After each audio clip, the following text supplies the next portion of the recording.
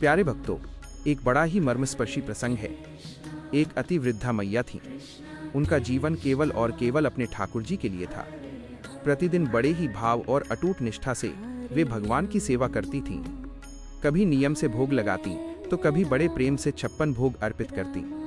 उनका रोम रोम बस प्रभु के स्मरण में ही रंगा रहता था। एक दिन क्या हुआ, देखिए प्रभु की लीला।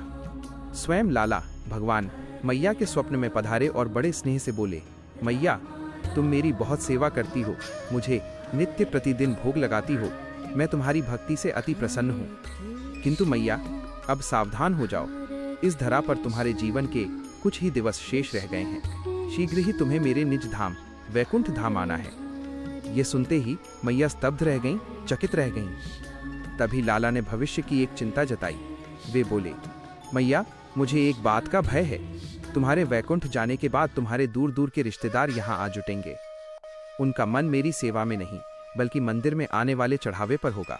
उस धन को लेकर वे आपस में लड़ेंगे, झगड़ेंगे और कहेंगे, हम सेवा करेंगे, हम सेवा करेंगे।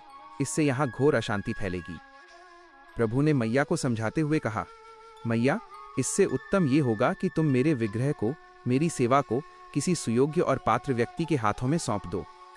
मैया ने बड़े ही विनम्र भाव से पूछा, वो कौन बड़भागी है, वो कौन सौभाग्यशाली है जिसे आप अपनी सेवा का अधिकार देना चाहते हैं? तब प्रभु ने संकेत दिया, मैया, तुम्हारे यहाँ एक योगी आते हैं, सनातन योगी। तुम मुझे उन्हीं को सौंप देना। भक्तों, ये सुनते ही मैया का हृदय भर आया। उनकी बूढ़ी आंखों से अश्रुधारा बह निकली। वे गदगद कंठ से बोलीं, लाला, क्या मुझसे कोई भूल हो गई? क्या मेरी सेवा में कोई कमी रह गई जो आप किसी और के पास जाना चाहते हैं? तब लाला ने बड़े ही प्रेम और दुलार से कहा, नहीं मैया, ऐसा कदापि नहीं है। तुम्हारी सेवा तो परिपूर्ण है, सर्वश्रेष्ठ है, परंतु सत्य ये है कि तुम अब इस संसार में कुछ ही दिनों की मेहमान हो। प्रभु के ये वचन सुनकर मैया गहरे चिंतन में पड़ गईं। उन्होंने सोचा, सत्य ही तो है। मंदिर में दर्शनार्थी आते हैं, चढ़ावा चढ़ाते हैं। मेरे जाने के बाद यदि लोभी रिश्तेदार आ गए और धन के लिए आपस में लड़ने झगड़ने लगे तो मेरे लाला की सेवा और मंदिर की मर्यादा का क्या होगा? मैया का हृदय व्याकुल हो उठा और वे प्रभु की आज्ञा और उस आने वाली परिस्थिति को गहराई से समझने लगीं।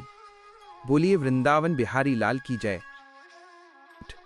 यदि आप भी राधा रानी के सच्चे भक्त हैं तो अगली कथा सुनने के लिए चैनल को लाइक और सब्सक्राइब जरूर करें। राधा रानी आप पर कृपा करें।